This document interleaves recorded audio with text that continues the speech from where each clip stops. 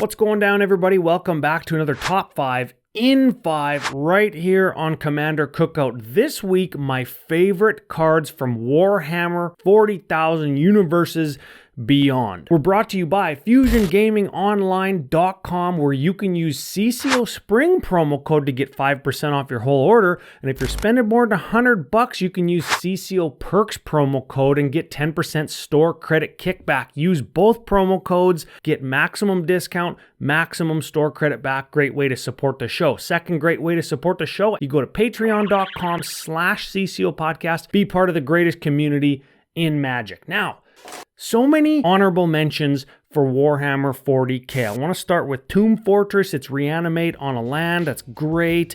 We've got Golden Throne, major meme value, major combo potential with pay life enchantments or creatures and near-death experience. I want to do it. Shoot me a deck list. Put it in the comments below. Now, Number 5, little guy. This is a subtle card. This is Resurrection Orb. Subtly gives your creature lifelink, which is great because you gain life on blocking. And if your blocker dies, the Resurrection Orb says you bring it back at the end of the turn. There's little enchantments that do this already in white. I think this goes right alongside them. Gives white a little bit more reanimation value, blocking and attacking value, ETB value. I think it's flying under the radar and you should pick them up. Number 4, Toxic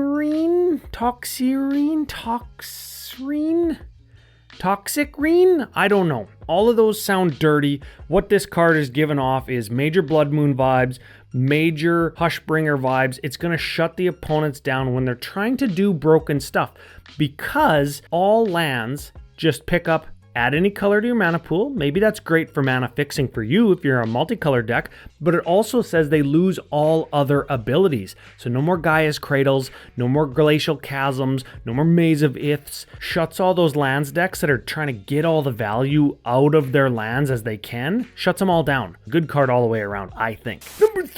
Number 3 costs 600 mana. It's Blood for the Blood God, and I know that some people are going to be scared off from that high mana cost, that 11 CMC mana cost, but hear me out. This card goes alongside your Rakdos Goblins, where you're already playing Skirk Prospector and you're already playing Phyrexian Altar and Ashnod's Altar, and you're sacrificing a creature to get mana, and that creature dying is making Blood for the Blood God cost less. So really, sacrifice a goblin to get red mana from your Skirk Prospector is kind of making you 2 mana if you're casting a Blood for the Blood God.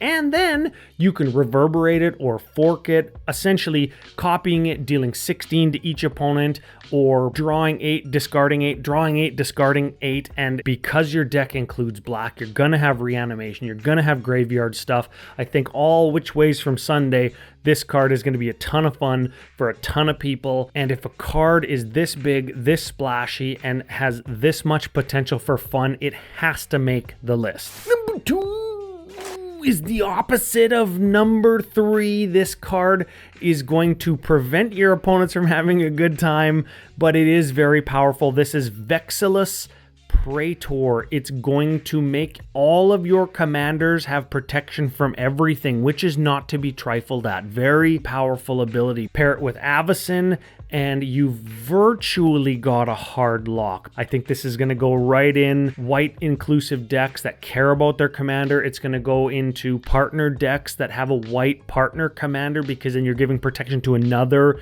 commander as well. It's got flash, so you can kind of use it as a counter spell when somebody targets your commander with something. 4 mana, not too much to pay for this kind of effect. And it's got vigilance, so if you do see an opening to attack, you can still block after the fact. I think all around good card. And the number one thing over the last few top 5s, we've been highlighting good white cards. Celestine the Living Saint is another on the list of number 1 on the top 5 list white cards that's providing us some repeatable card advantage. We gain life, we get that amount of mana value back from our graveyard onto the battlefield. It's kind of like a cheaper Sun Titan that might have upside if you're gaining life. Human warrior, relevant creature types, flyer, 5 mana only, legendary, which matters. Is it the best commander? No, but it goes into a lot of white decks.